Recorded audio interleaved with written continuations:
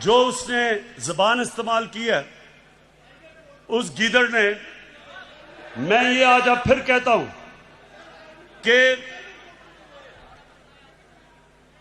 कि अब से कोई इनको वीआईपी जेल नहीं मिलेंगे, इनको आम कैदियों की तरह हम रखेंगे। उनको मैं अब खुद तैयार करूंगा। इस मुल्क में वो लोग जिन्होंने चोरी करके मुल्क को लूट के पैसा बाहर लेके गए हैं, इंशाल्लाह एक एक को हम पकड़ेंगे। नवाज शरीफ, मैं तुम्हें अब ये आज सुन लो मेरी गौर से बात, आज से मेरी पूरी कोशिश है तुम्हें इस मुल्क में वापस लाया जाए। और तुम्हें यहां आम जेल के अंदर डालेंगे, वीआईपी जेल नहीं होगा। गरीब आदमी लाखों की चोरी करे तो वो तो बेचारा जिन हालात में जेलों में रहता है, और जो अरबों पैसा चोरी करके बाहर ले जाए, बच्चे अरबों रुपए के घरों में रहें और वो जाके वीआईपी जेल में ठहरे। तुम वापस आओ तो मैं देखता हूं तुम्हें हम कैसे रखते हैं। जो इसने जबान इस्तेमाल की पाकिस्तान के आर्मी चीफ के खिलाफ और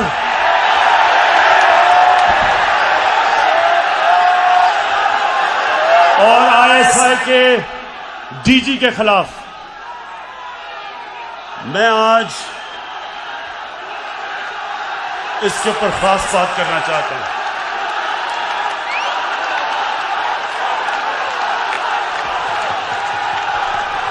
अच्छा खामोशी, सुने जरा मेरी बात, सुने सुने सुने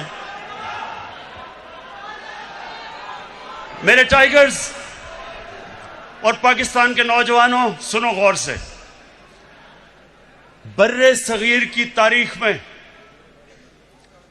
कभी भी ऐसी हिंदुस्तान में हुकूमत नहीं आई जो मुसलमानों से और पाकिस्तान से इतनी नफरत करती है जितनी नरेंद्र मोदी की हुकूमत करती है। हमारे फौजियों के ऊपर मुसलसल हमले हो रहे हैं। हर रोज हमारे फौजी अपनी जान की कुर्बानियां दे रहे हैं। परसों 20 पाकिस्तान के सिक्योरिटी फोर्सेस के लोगों ने शहादत पाई, 20 लोगों ने।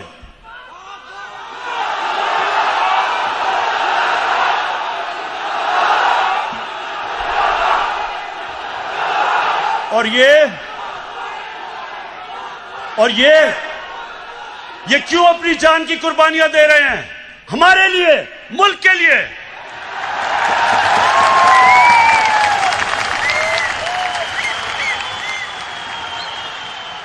और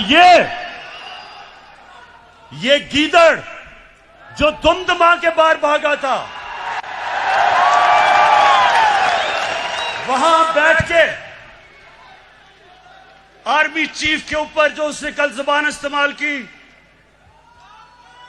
और डीजी आईएसआई के ऊपर, सुने गौर से मेरी बात, मैं थोड़ा सीरियस आपसे बात करूंगा।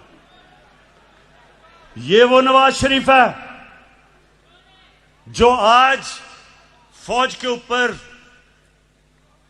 और फौज के सरबराह के ऊपर इस तरह की जो जुबान इस्तेमाल कर रहा है।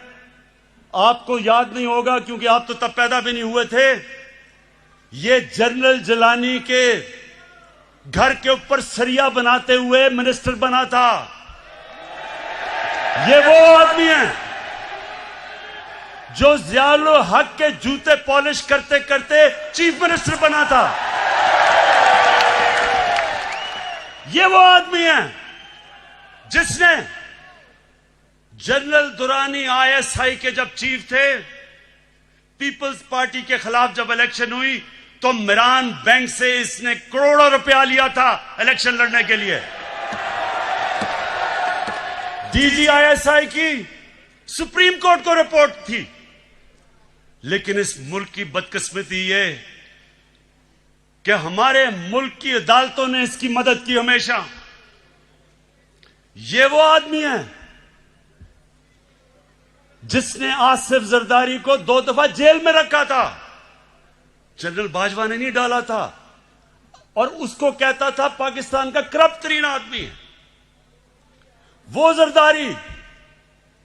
इसको ऊपर हुदायबा पेपर मिल का केस उसने इसके ऊपर बनाया था, जिधर अरबों रुपए इन्होंने करप्शन करके पैसा बाहर भेजा था, वो उसने नवाज शरीफ पे बनाया था, जनरल बाजवा ने नहीं बनाया था। ये वो नवाज शरीफ है और जरदारी, चुप करके सुने, चुप करें जरा, सुने मेरी बात। ये वो जरदारी है और नवाज शरीफ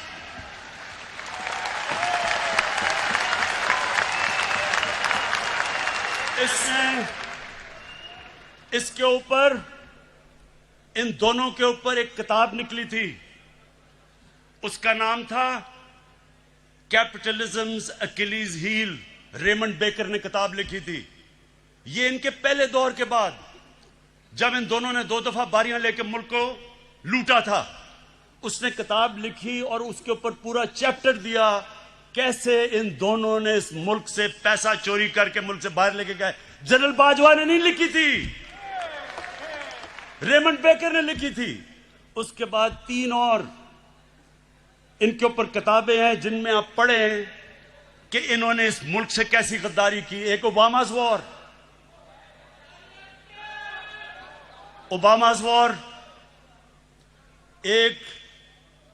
एक है सूस्कीन, उसने किताब लिखी the way of the world. उसमें वो क्या किताब में कह रहा है कि बिलावल को उनकी वालदा टेलीफोन करके, CIA ने उसका टेलीफोन टैप किया, बैंक अकाउंट्स बता रहे थे कि किन किन बैंकों में पैसे पड़े हैं तुम्हारे बारे। जो बाहर, अब जरा गौर से सुने मेरी बात, क्योंकि मैंने बाहर एक केस लड़ा हुआ है, हर जाने का केस बाहर लड़ा हुआ है इयान बोथम के खिलाफ, और जीता था केस। वहां सुने वहां क्या होता है, वहां जब आप कोई किताब लिखते हैं, 4 किताबें मैंने बाहर पब्लिश करवाई हैं, एक एक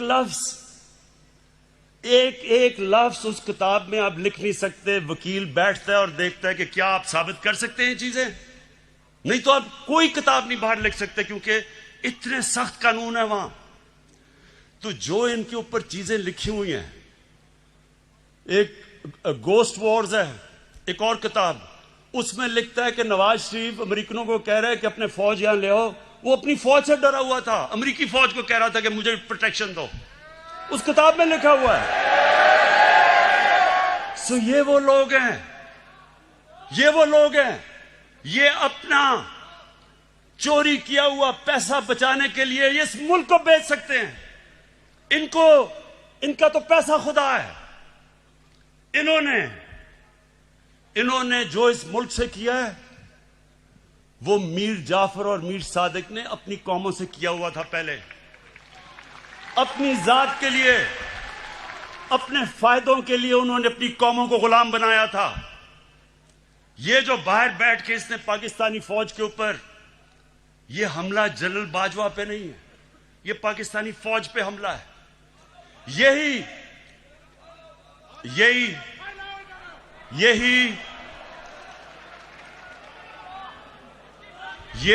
बात नरेंद्र मोदी कर रहा था। जब नरेंद्र मोदी ने बार बार स्टेटमेंट्स दी कि हमें नवाज शरीफ पसंद है, लेकिन हमें जो पाकिस्तान का आर्मी चीफ है वो दहशतगर्द है, वो बार बार ये कहता था और नवाज शरीफ चुप बैठा हुआ था। मुझे क्यों नहीं नरेंद्र मोदी कहता कि इमरान खान ठीक है लेकिन जनरल बाजवा गलत है? वो क्यों नहीं कहता? क्योंकि उसे पता है कि मैं हिंदुस्तान की असल दुनिया में नरेंद्र मोदी की शक्ल दिखाई है दुनिया में कि कितना बड़ा इंतहा पसंद है ये। सो ये जो आज इसको हिंदुस्तान अखबारों के अंदर जो तारीफें हो रही हैं नवाज शरीफ की, बड़ा जी जमहूरी आदमी है, ये फौज को कह रहा है कि अपना काम करो क्योंकि नवाज शरीफ जमहूरी है। क्या हिंदुस्तान को नहीं पता कि जब जनरल जिया ने इसको गोद में बैठा के मुंह में दूध की चूसनी लगाई थी इसके मुंह में, इसकी जमहूरियत? क्या हिंदुस्तान को नहीं पता कि ये वो वजीर आजम है जिसने डंडों से सुप्रीम कोर्ट के ऊपर हमला करवाया था। और फिर जुल्म देखें कि बाकी जुडिशरी को ब्रीफ केस दे के खरीदा था। ये वो नवाज शरीफ है जो आज बड़ा जमहूरी बन रहा है। ये वो नवाज शरीफ है जो टेलीफोन कॉल करके कहता था जस्टिस क्यूम इसको 3 साल नहीं बेनजीर को 5 साल सजा दो। ये वो है आदमी, ये वो है जो पिछला नैब का चेयरमैन कमर जमान जैसा करप्ट आदमी उसको चेयरमैन बना के अपने केस बंद करवाए।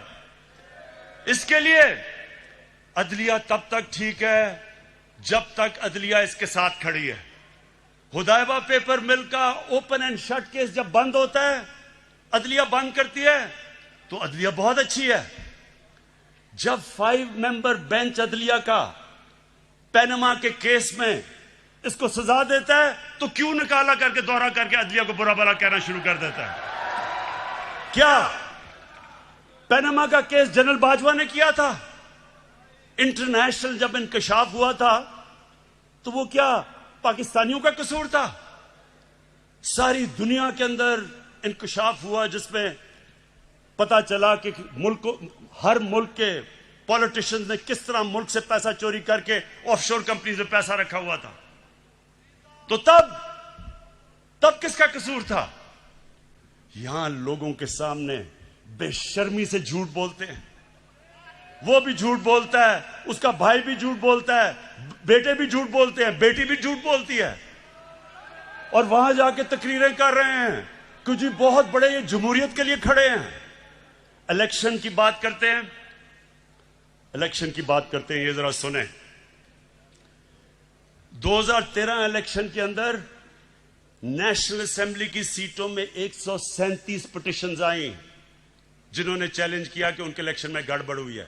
नेशनल असेंबली में 137 सीटें जिन्होंने पिटिशन दायर की। 2018 की इलेक्शन में सिर्फ 90 थे, 50% कम पिटिशंस थी। और नून लीग की, क्योंकि उनकी तो सिर्फ पंजाब में पार्टी रह गई है, पंजाब के अंदर उनकी सिर्फ 11 पिटिशंस थी। तहरीक इंसाफ की 13 पिटिशंस थी, यानी हमारी ज्यादा पिटिशन थी जिन्होंने कहा धांधली हुई है। तो मुझे यह बताएं कि जब 80% पोल का रिजल्ट आया, फैफन एक इंडिपेंडेंट इदारा है, उसने 80% ने कहा, 80% पाकिस्तान का इलेक्शन 2013 से बेहतर हुआ है, अच्छा इलेक्शन हुआ। तो मैं अब ये पूछता हूं कि जब हमने 2013 इलेक्शन के बाद मैंने सिर्फ 4 हल्के मांगे थे, 137 में से 4 हल्के मैंने कहा इनको खोल के बता दो, अगर ये ठीक है तो हम मान लेंगे इलेक्शन। इन्होंने 4 हल्के नहीं खोले, 1 साल के बाद सड़कों पे निकले। आखिर में जब 4 हल्के खुले, चारों के चारों अंदर धांधली थी। जब हमारी बारी आई 2018 में, इन्होंने कहा जनाब इलेक्शन में धांधली लिया। इनसे वो जो आजकल जेल में शहबाज शरीफ, हमने पहले कहा कि जो करना है आपने खोले, हम तैयार हैं इलेक्शन खोलने के लिए। अब इनको पता था कि 1100 पिटिशंस थी इनकी सारी, इलेक्शन उन्होंने क्या खोलना था। तो ये वो लोग हैं कि जो बात करते हैं कि इलेक्शन के अंदर धांधली हुई। धांधली मैं आपको बताऊं किधर हुई, जो भी अभी इंकशाफ हुआ है। इलेक्शन में अभी एक बाय इलेक्शन हुआ जब नवाज शरीफ डिस्क्वालीफाई हुआ, उसकी बीवी को खड़ा किया, मरीम नवाज ने कैंपेन की। हमारे पास अब डॉक्यूमेंट्री एविडेंस है कि 250 करोड़ रुपया गवर्नमेंट का इन्होंने उस हल्के में इस्तेमाल किया इलेक्शन जीतने के लिए। ये हमने नैब को केस दिया है। हमने सारे इलेक्शन में 250 करोड़ खर्च किया, इन्होंने एक बाय इलेक्शन के ऊपर इस कौम का टैक्स के पैसे का 250 करोड़ रुपया खर्च किया। लेकिन मुझे एक खास मजा आया, एक और अल्लाह अल्लाह का सच आता रहता है सामने। एक इलेक्शन हुआ उस्मान डार का, और वहां एक सियालकोट का बहुत बड़ा रंगबाज है, बड़ी बड़ी बातें करता है, बड़ी बड़ी बड़ी छाती निकाल के बड़के लगाता है। लेकिन पता क्या चला, कि इलेक्शन की रात को शाम को 8 बजे रंगबाज ख्वाजा टेलीफोन कर रहा है जनरल बाजवा को, जनरल साहब मैं इलेक्शन हार रहा हूं, मेरी मदद करें। आंसू गिर रहे हैं, जनरल साहब मैं तबाह हो जाऊंगा, मेरी मदद करें, मैं इलेक्शन हार रहा हूं उस्मान डार से। मेरे पाकिस्तानियों, मेरे टाइगर्स, मेरी अब आखिर में गौर से आपने बात सुननी है। अब तक ये जो ऑपोजिशन है, इन्होंने एक इमरान खान देखा है। आराम आराम से मैं इनको कहता था अच्छा जी प्रोडक्शन ऑर्डर देना है तो चलो बुला लो असेंबली में और इस तरह की चीजें। ये जो आप सुने जरा, ये जो अब आप इमरान खान देखेंगे, ये एक मुख्तलिफ इमरान खान आने लगा। सबसे पहले किसी किस्म का प्रोडक्शन ऑर्डर किसी डाकू को अब नहीं मिलेगा। शहबाज शरीफ के ऊपर अभी जो चीज सामने आई है, 23 अरब रुपए की इसका करप्शन का इंकशाफ हुआ है। कभी चीनी वाले तो कभी किसी के नाम पे 23 अरब रुपया भी पकड़ा गया है। जब तक अदालतों में पूरी तरह यह जवाब नहीं देगा, कोई किस्म का इसको प्रोडक्शन ऑर्डर नहीं मिलेगा और ना ही किसी और डाकू को मिलेगा।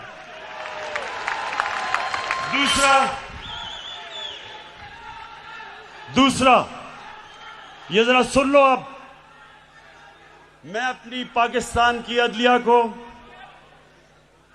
और हमारी नैब को एक पैगाम आज देना चाहता हूं। देखें, लोग तंग आ गए हैं, लोग इंसाफ की इंतजार कर रहे हैं, लोग चाहते हैं कि इन चोरों से पैसा मिलके वापस अवाम के पास आए। लोग, पाकिस्तानी कौम इंतजार कर रही है कि केस कब अदालत में कंप्लीट होंगे। मेरी रिक्वेस्ट है जनाब चीफ जस्टिस साहब, जो गवर्नमेंट से आपको लॉजिस्टिकल सपोर्ट चाहिए हम देने के लिए तैयार हैं।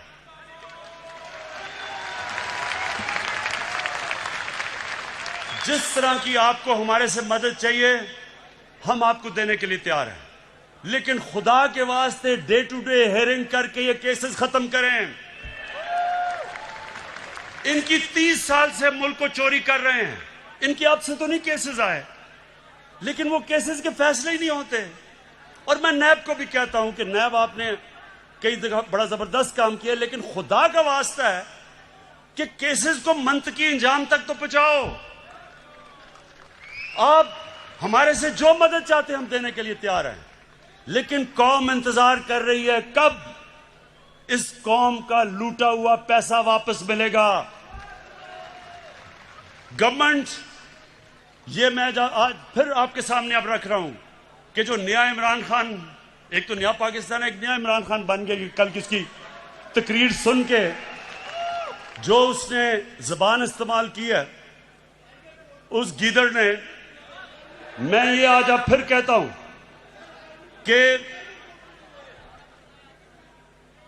कि अब से कोई इनको वीआईपी जेल नहीं मिलेंगे, इनको आम कैदियों की तरह हम रखेंगे।